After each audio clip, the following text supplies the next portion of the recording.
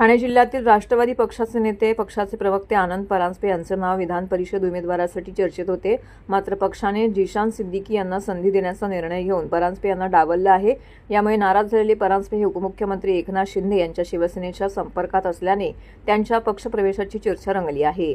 दरम्यान परांजपे यांनी मात्र असेच काही नसल्याचं सांगत या अफवा असल्याचं स्पष्ट केलंय. राज्यसभा आणि विधान परिषद उमेदवारीसाठी इच्छुक असतानाही आनंद परांजपे यांना पक्षाने डावलले. तसे असताना आता विधान परिषद उमेदवारातील त्यांचं नाव आघाडीवरती होते. यंदाच्या निवडणुकीत उमेदवारी मिळेल अशी अपेक्षा असताना पक्षाने जिशान सिद्दीकी यांना संधी देण्याचा निर्णय घेतल्याने परांजपे अस्वस्थ झाल्याचं बोललं जात आहे. केवळ अफवा आहेत. विधान परिषद उमेदवारी डावलल्याने मी शिंदे सेनेत जाणार ही केवळ अफवा आहे. मी कुठेही जाणार नसून पक्षातच राहणार आहे. उपमुख्यमंत्री एकनाथ शिंदे हे महायुतीचे नेते आहेत. त्यांची विविध कामानिमित्त भेट होत असते, त्यामुळे त्यांच्या पक्षात प्रवेश करणार असल्याची अफवा आहे, अशी प्रतिक्रिया आनंद परांजपे यांनी दिली आहे.